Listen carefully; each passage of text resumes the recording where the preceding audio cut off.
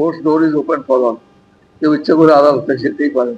তা আমি তো মনে করি যে মাননীয় মুখ্যমন্ত্রী সঠিক কাজ করেছেন, এবং যেহেতু আমাদের কতগুলো তথ্য রয়েছে, গোপন তথ্য সেগুলো ফ্ল্যাশ করে দেয়া, এবং আমাদের নিজস্ব প্রাইভেট যে সমস্ত চিন্তাধারা রয়েছে, যেগুলো আমাদের অ্যাক্টিভিটিস, যেগুলো আমাদের অফিস থেকে করা হচ্ছে, সেটাকে পাবলিক করে দেওয়ার যে একটা প্রচেষ্টা, এবং সেটা ওরা এই সমস্ত তথ্যগুলো তারা নিজেরা নিয়ে চলে যাবেন, এটা মনে হয় ঠিক কাজ করেননি। এদিকে বৃহস্পতিবারের ঘটনায় মমতা বন্দ্যোপাধ্যায়ের কড়া সমালোচনা করলেন রাজ্য বিজেপি সভাপতি শ্রমিক ভট্টাচার্য। তিনি বলছেন, কি মনে হয় সরকার চলছে? মমতা বন্দ্যোপাধ্যায় পুলিশকে সঙ্গে নিয়ে গিয়ে সরকারি আধিকারিকদের উপর আক্রমণ করছেন, ফাইল কেড়ে নিয়ে চলে আসছেন। এভাবে সরকার চলে? এই সরকারটা চলে গেছে। পশ্চিমবঙ্গে এই মুহূর্তে সরকার নেই। যে সরকারের মুখ্যমন্ত্রী সরকারি কর্মচারীদের উপর আক্রমণ করেন, তাও আবার পুলিশ আধিকারিকদের সঙ্গে নিয়ে ফাইল ছিনতাই করেন, এবং সেই ফাইল আবার পুলিশ নিয়ে গিয়ে আরেকটা গাড়িতে রাখে, আর মুহূর্তের মধ্যে গাড়ির নাম্বার প্লেট বদলে যায়। তো সেখানে আর যাই হোক, কোনো সরকার নেই। সরকার নেই, বিশ্বাস করুন, সরকার চলে গেছে, সময়ের অপেক্ষা। 2021-এর আগেও 2019-এর লোকসভায় বিজেপি যখন 18টা লোকসভা আসন পায়, তখনও তারা মনে করেছিলেন এই সরকার চলে গেছে, 2 বছরের জন্য যা কোনো রকমে রয়েছে, তারপরে চলে যাবে। ফলাফল কি হয়েছিল সবাই দেখেছে। তো ফলে সরকার আছে কি নেই এটা মানুষকে ডিসাইড করতে দেওয়াই ভালো। পশ্চিমবঙ্গে ভারতীয় জনতা পার্টির মাটি অত্যন্ত দুর্বল, এবং মমতা বন্দ্যোপাধ্যায়ের মাটি যেমন 2019-এ আপনারা ভাবতে পারেননি যে 215 আসন নিয়ে দিদি ফিরবেন, তেমন আজও তারা কল্পনা করতে পারছেন না যে মমতা বন্দ্যোপাধ্যায় 250-র কাছাকাছি আসন নিয়ে ফিরবেন। ফলে কার মাটি কতদিনের জন্য, কোন সরকার আছে কি কোন সরকার নেই, আর 4টে মাসের জন্য অপেক্ষা করে গেলে শ্রমিকবাবুদের জন্য মঙ্গল। এবার প্রত্যেক জৈনের আবাসনের বাসিন্দাদের তলব পুলিশের। প্রত্যেক জৈনের লাউডান স্ট্রিটের প্রতিবেশীদেরও তলব করেছে পুলিশ। গত 8 তারিখ আইপ্যাক কর্ণধারের বাড়ি ও অফিসে ইডি তল্লাশি অভিযান চলে। সেই সময় সকাল থেকে কি ঘটেছিল তা জানতে তলব করেছে পুলিশ। ইতিমধ্যে কেয়ারটেকার, নিরাপত্তা রক্ষী সহ 3 জনকে তলব করেছে শেক্সপিয়ার সরণি থানার পুলিশ। প্রত্যেক জৈনের বাড়ির সিকিউরিটি রেজিস্টার বাজেয়াপ্ত করেছে পুলিশ। অভিযানের দিন রেজিস্টার বুকে ইডি আধিকারিকেরা কি নাম লিখিয়েছিলেন খতিয়ে দেখতে রেজিস্টার বুক বাজেয়াপ্ত শেক্সপিয়ার সরণি থানার পুলিশের।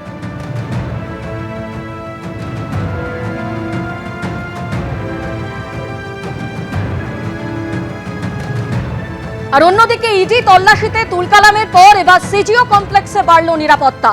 বাড়ানো হলো সিআরপিএফ জওয়ানের সংখ্যাও। সিজিও কমপ্লেক্সের প্রত্যেকটি গেটে বাড়ানো হলো নিরাপত্তা। সিআরপিএফ এর জওয়ানের সংখ্যা বাড়ানো হলো সিজিও কমপ্লেক্সে।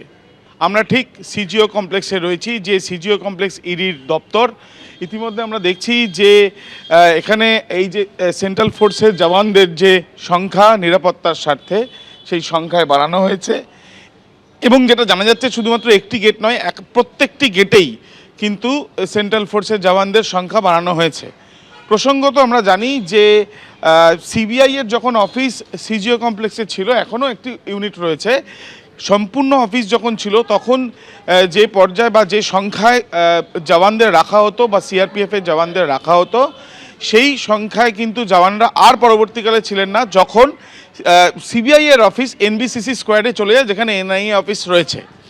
এরপর এই যে পরিস্থিতি তৈরি হয়েছে বিগত কয়েক দিনে, যেখানে আমরা দেখেছি যে এনফোর্সমেন্ট ডিরেক্টরেটের তরফ থেকে কয়লা মামলায় যখন তল্লাশি চালানো হয়, এবং সেই তল্লাশি চালানোকে কেন্দ্র করে মমতা বন্দ্যোপাধ্যায় সেখানে পৌঁছে যাওয়া, এবং পরবর্তীকালে অভিযোগ এবং তার সাথে সাথে আদালতের দ্বারস্থ হওয়া, এই একের পর এক যে ঘটনা প্রবাহের পর দেখা যাচ্ছে যে সিজিও কমপ্লেক্স, যেখানে ইডির দপ্তর, ঠিক যেখানে আমরা দাঁড়িয়ে রয়েছি, এখান থেকে সরাসরি দেখলেই বোঝা যাচ্ছে যে এই যে রাস্তায় রাস্তায় বিভিন্ন জায়গায় কিন্তু আমরা দেখছি যে সেন্ট্রাল ফোর্সের জওয়ানরা রয়েছেন, এবং তার সাথে সাথে ইডির যে অফিসও রয়েছে এখানে, সেই অফিসেও কিন্তু নিরাপত্তার জোরদার করা হয়েছে।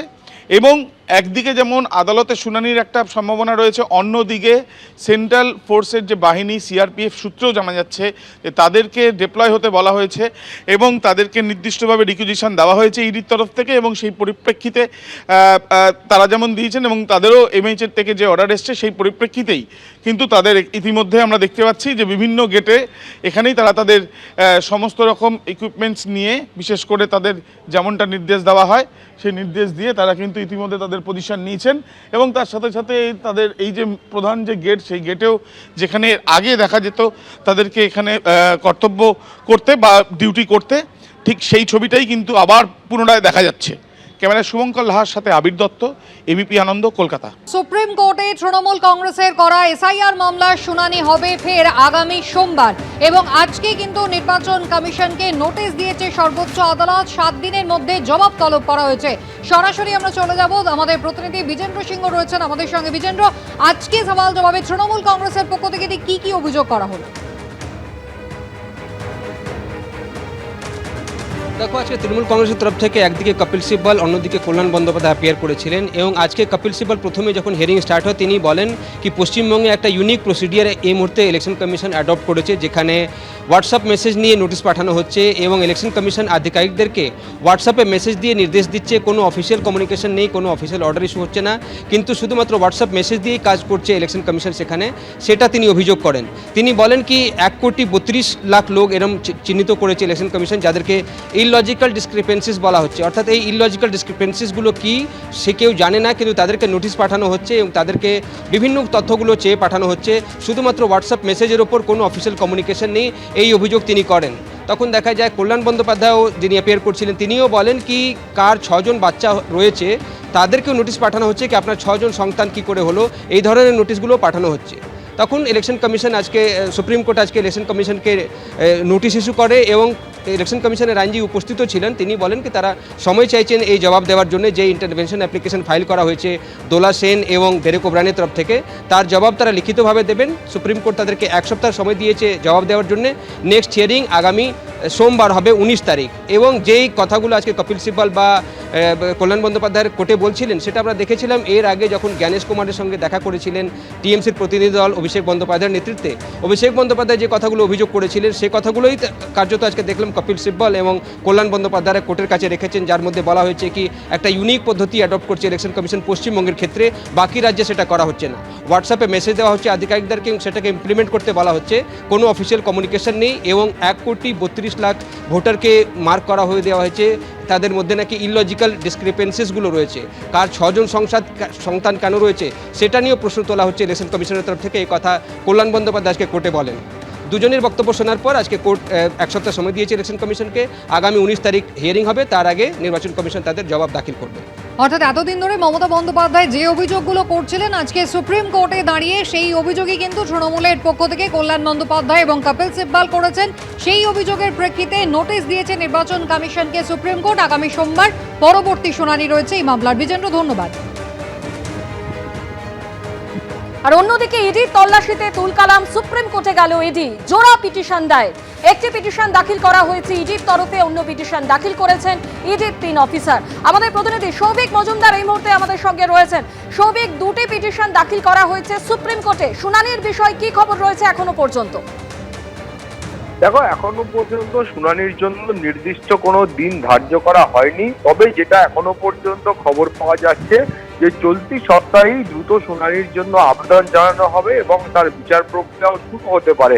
এখন তুমি জানো যে 2টি পিটিশনের মধ্যে একটি এনফোর্সমেন্ট ডাইরেক্টরেটের তরফ থেকে করা হয়েছে এবং আরেকটি এই ইডির 3 জন আধিকারিক যারা এই তল্লাশির সময় বা তদন্তের সময় উপস্থিত ছিলেন, সেই 3 জন আধিকারিক সুপ্রিম কোর্টে দাখিল করেছেন এবং তারা সরাসরি অভিযোগ করছেন যে তাদের কাজে বাধাদান করা হয়েছে, তাদেরকে অন্যায়ভাবে আটকানো হয়েছে এবং তারা তথ্য চুরিরও একটা অভিযোগ আনছেন। অর্থাৎ সেই মর্মে তারা চান যে উপযুক্ত ধারা যেন প্রয়োগ করা হয়, যে সেখানে তাদের তথ্য চুরি করা হয়েছে, ডিজিটাল এভিডেন্স কার্যত জোর করে ছিনতাই করে নিয়ে যাওয়া হয়েছে, এই ধরনের একটা অভিযোগও এই মামলার ক্ষেত্রে করা হয়েছে। ফলে তারা অবিলম্বে যারা চাইছেন যে এই মামলার তদন্তভার সিবিআইকে দেওয়া হোক এবং তার পাশাপাশি ইতিমধ্যে যে এফআইআর গুলো দায়ের হয়েছে সেই এফআইআর এর ভিত্তিতে যেন কড়া কোনো পদক্ষেপ না গ্রহণ করা হয়, সেই দাবি তারা সুপ্রিম কোর্টের কাছে করেছেন এবং সেই আবেদন তারা করেছেন। তার পাশাপাশি তাদের বক্তব্য হলো যে তারা ইতিমধ্যেই দেখতে পেয়েছেন যে একাধিক ঘটনায় যখন এ রাজ্যে ইডি তারা নিজেদের কাজ করতে এসেছিলেন সেই সময় তারা কিন্তু বাধাপ্রাপ্ত হয়েছে। করেছেন এবং এবার তারা সরাসরি অভিযোগ করছেন যে একেবারে প্রশাসনিক শীর্ষ কর্তা বা প্রশাসনিক প্রধান আর রাজ্যের মাননীয় মুখ্যমন্ত্রী তিনি কিন্তু তাদের কাজে বাধাদান করেছেন এবং তাদের অভিযোগ হলো যে তারা এ রাজ্যের ডিজিপিকে, কলকাতার পুলিশ কমিশনারকে এবং ডিসি প্রিয়ব্রত রায় তাকেও পর্যন্ত তারা কিন্তু বলেছিলেন যে তারা কেন এসেছেন এবং তাদের কাছে এই তদন্তের ক্ষেত্রে সমস্ত বৈধ অনুমতি রয়েছে। তারপরেও দেখা গিয়েছে যে মুখ্যমন্ত্রী স্বয়ং ঘটনাস্থলে উপস্থিত হয়েছেন এবং তারপর সেখান থেকে তিনি ডকুমেন্ট নিয়ে চলে গিয়েছেন। ফলে এই মামলার বিচার প্রক্রিয়া সুপ্রিম কোর্টে শুরু হলে তারপরে উভয় পক্ষের যে সওয়াল জবাব রয়েছে সেইটা স্পষ্ট হবে। ধন্যবাদ। এবিপি আনন্দ, এগিয়ে থাকে, এগিয়ে রাখে।